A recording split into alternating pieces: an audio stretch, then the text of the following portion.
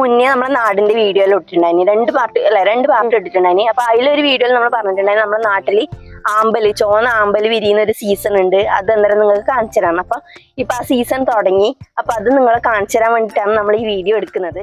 ഇത്രയും തിങ്ങി നിറഞ്ഞ് നല്ലൊരു ചുവപ്പ് കളറിലാണ് ഈ തോട് മുഴുവൻ കാണാനുള്ളത്. ദൂരത്ത് നോക്കുമ്പോൾ തന്നെ ഇങ്ങനെ ഒരു ഫുൾ ചുവപ്പ് അണിഞ്ഞിട്ടാണ് നമ്മളെ തോടും നാടും ഇപ്പോൾ ഉള്ളത്. ആ ഒരു കൗതുക കാഴ്ച എന്ന് പറയുന്നത് നമ്മളെ കുറ്റിക്കോൽ പുഴ വരെ നീണ്ടു കിടക്കുവാണ്. കുറ്റിക്കോൽ പുഴേന്റെ ഒരു ചെറിയ കൈവഴിയാണ് ഈ തോട്.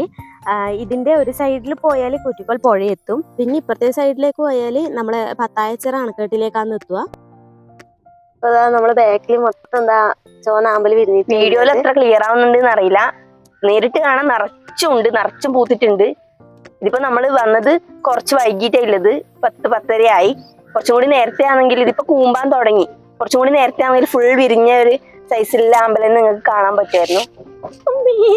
അപ്പൊ നമ്മളെ കൂടെ ഉള്ളത് ശ്രീരാഗ് ഉണ്ട്, പിന്നെ തുഴയുന്നത് കുട്ടാട്ടൻ, പിന്നെ ഇപ്പുറത്തിരിക്കുന്നത് ബിബിയാട്ടൻ. തണുപ്പ് കാലം തുടങ്ങുന്ന സമയത്താണ് ഇവിടെ ആമ്പല് വിരിഞ്ഞു തുടങ്ങുന്നത്. ഈ ആമ്പല് രാത്രി ഒരു 2 മണി 3 മണി എല്ലാം ആകുമ്പോഴത്തേക്ക് വിരിയാൻ തുടങ്ങും. സൂര്യപ്രകാശം തട്ടി ഒരു 8 മണിയെല്ലാം ആകുമ്പോഴത്തേക്ക് നല്ല ഫുള്ളായിട്ട് ഇങ്ങനെ വിടർന്ന് വന്നിട്ടുണ്ടാകും. ഇതിപ്പം നമ്മൾ പോയത് നേരത്തെ പറഞ്ഞല്ല, ഒരു 10 മണി 10:30 എല്ലാം ആയിനി. അതുകൊണ്ട് തന്നെ ഇങ്ങനെ കൂമ്പി വരുന്ന സമയമായി. കഴിഞ്ഞ വർഷമെല്ലാം ഇവിടെ ഈ തോട് ഫുള്ള് ചോപ്പണിഞ്ഞിട്ടായില്ല, അത്രയും തിങ്ങി നിറഞ്ഞ രീതിക്കായിരുന്നു ആമ്പലുകൾ ഉണ്ടായിരുന്നത്. നമ്മളെ ഈ വൈറലായ മലരിക്കൽ ആമ്പൽ പാടൂലേ, അതേപോലെയായിരുന്നു. പക്ഷേ സേവ് ദ ഡേറ്റിനും അങ്ങനെ കുറേ ഫോട്ടോഷൂട്ടിനെല്ലാം വന്നവർ ഇതിങ്ങനെ പറിച്ച് നശിപ്പിച്ചുകൊണ്ട് ഇപ്രാവശ്യം കുറച്ച് കുറവാണ് ആമ്പല്. ആദ്യമെല്ലാം ഈ തോട്ടിലെന്ന് വെച്ചാൽ വെള്ള ആമ്പല ഉണ്ടാവല്. പിന്നെയാണ് ആ വെള്ള ആമ്പല് നശിച്ചിട്ട് ഇപ്പം ചുവപ്പാമ്പല് വളരാൻ തുടങ്ങിയത്.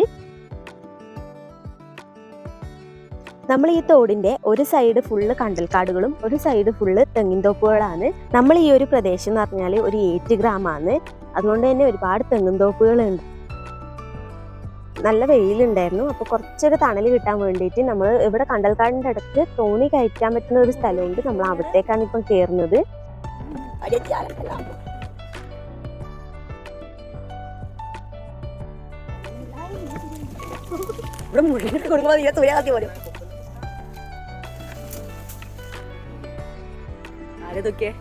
അപ്പൊ ഇത്രയും നേരം നിങ്ങൾ പൂക്കളാണ് കണ്ടത്. ഇപ്പൊ നമ്മളുള്ളത് കണ്ടലിന്റെ ഇടയിലാണ്. ശരിക്കും കണ്ടൽ എന്ന് പറയുന്നത് ഇപ്പൊ വംശനാശം സംഭവിച്ചുകൊണ്ടിരിക്കുന്ന ഒരു മരമാണ് അല്ലെ. അപ്പം അതിന്റെ കായലുണ്ട്, പക്ഷെ ഇവിടുന്ന് കാണുന്നില്ല. പിന്നെ ഈ കണ്ടലില്ലാതെ പറഞ്ഞാൽ മത്സ്യസമ്പത്തെല്ലാം ഇഷ്ടം പോലെ ഉണ്ട്. അപ്പം ഇവിടെ തന്നെ പലതരത്തിലുള്ള ചെറുതും വലുതായ ഒരുപാട് മീനുകൾ ഉണ്ട്. അതിലെല്ലാം പോകുന്നതും കാണുന്നുണ്ട്. നല്ല ചളിമണവും ഉണ്ട്.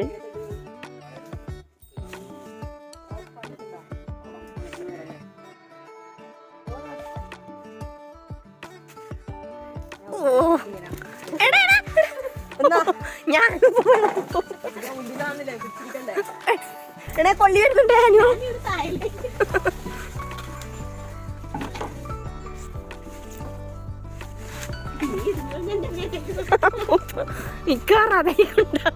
എന്നിപ്പ കൊള്ളി ഇങ്ങ് കൊണ്ടുപോട്ടായിരുന്നു.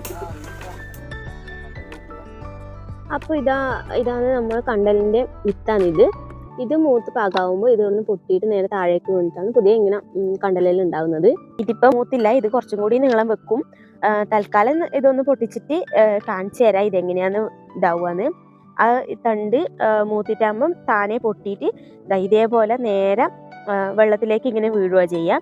അതവിടെ ചളിയിൽ കുത്തി നിറച്ച് നിൽക്കും. ഇതിപ്പം കുറച്ച് വെള്ളത്തിൽ പൊന്തി വന്നിട്ടുണ്ട്. അത് നമ്മൾ ഇട്ടതായതുകൊണ്ടാണ്. അവിടെ കാണുന്നുണ്ട്, നിങ്ങൾക്ക് പൊന്തിയിട്ട് നിൽക്കുന്നുണ്ട് അവിടെ, അത് ആമ്പലിന്റെ ഇലേന്റെ അടുക്ക്.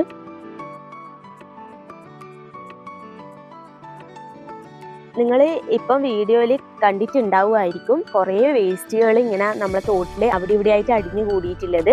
നമ്മൾ ഈ തളിപ്പറമ്പിൽ നിന്ന് വരുന്ന ഹോസ്പിറ്റലിൻ്റെയും ഹോട്ടൽസിൻ്റെയും പിന്നെ ഈ കല്യാണത്തിൻ്റെ വേസ്റ്റൊക്കെ ചാടുന്നത് എല്ലാം വന്നടിയുന്ന ഒരു സ്ഥലമാണ് നമ്മൾ ഈ തോട് എന്ന് പറയുന്നത്. ഒരുപാട് മത്സ്യസമ്പത്ത് ഉണ്ടായിരുന്നു. ഇപ്പോൾ ഈ വേസ്റ്റ് ഇങ്ങനെ അടിഞ്ഞുകൂടാൻ തുടങ്ങിയതോട് കൂടിയിട്ട് ആ മത്സ്യസമ്പത്തെല്ലാം കുറഞ്ഞു. അതുപോലെ അത്യാവശ്യം തോട്ടിലേക്കൊന്ന് ഇറങ്ങണം എന്ന് വെച്ചാൽ അതിപ്പം പറ്റാണ്ടായി. സ്കിൻ അലർജി പോലുള്ള രോഗങ്ങളെല്ലാം വരുന്നുണ്ട്. നോക്കുമ്പോൾ കാണുന്നുണ്ട് ഒരു കല്യാണ വേസ്റ്റിന്റെ ആന്തോന്ന് നീല ഇതിനകത്ത് കെട്ടിയിട്ടെല്ലാം കളഞ്ഞിട്ടുണ്ട്. നമ്മളെ ഈ ഒരു വീഡിയോയിലൂടെ ഈ ഒരു പ്രശ്നം കൂടെ തളിപ്പറമ്പ് നഗരസഭയുടെ ശ്രദ്ധയിലേക്ക് നമ്മൾ കൊണ്ടുവരുവാണ്.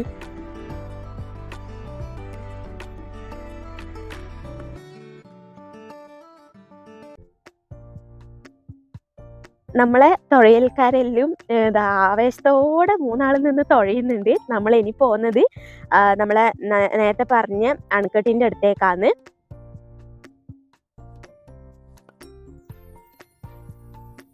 അപ്പൊ ഇതാണ് നമ്മൾ പറഞ്ഞ അണക്കെട്ട്, പത്തായച്ചാറ അണക്കെട്ട്. ഇതിപ്പം പഴയതാണ്, പുതിയ അണക്കെട്ട് വരുന്നെന്നെല്ലാം കേൾക്കുന്നുണ്ട്. ഇതിപ്പം നാട്ടുകാരെല്ലാരും കൂടി ഒരു കമ്മിറ്റി ആക്കിയിട്ട് അതിന്റെ കാര്യങ്ങളെല്ലാം ചെയ്യുന്നത്.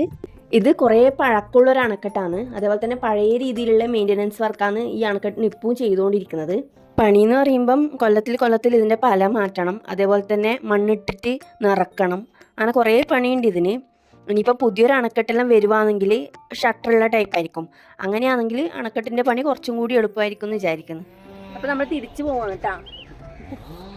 അതിനിടക്ക് ഇനി എങ്ങനെ തിരിക്കും? ഒരു ഏകദേശം ഇപ്പൊ ഒരു 11 എല്ലായി. വിരിഞ്ഞ് നിന്ന ആമ്പലുകളെല്ലാം ഇപ്പൊ കൂമ്പിയിട്ടുണ്ട്. ഇനിയിപ്പോ ഇത് നാളെ ആകുമ്പോഴത്തേക്കേ വിരിയൂലു.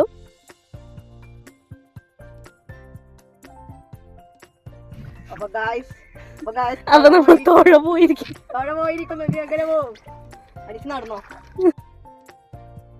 നമുക്ക് നല്ല ബർക്കത്തായോണ്ട് നമ്മളെ തുഴ ആദ്യം പൊട്ടി. ആ പൊട്ടിയ തുഴ വെച്ച് എങ്ങനെ തുഴയുമ്പോഴത്തേക്ക് ചളിയിൽ കുത്തി നിന്നിട്ട് നമ്മളെ തുഴയും നഷ്ടപ്പെട്ടു. അങ്ങനെ നമ്മളെ തുഴ നമ്മൾ തിരിച്ചെടുത്തിരിക്കുകയാണ് ഗൈസ്.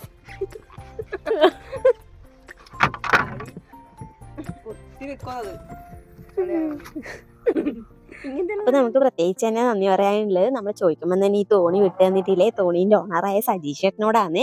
സജീഷ് ചേട്ടൻ ഒരു ചെത്തു തൊഴിലാളിയാണ്. കയറാൻ പോകുമ്പോൾ എടുക്കുന്ന തോണിയാണിത്.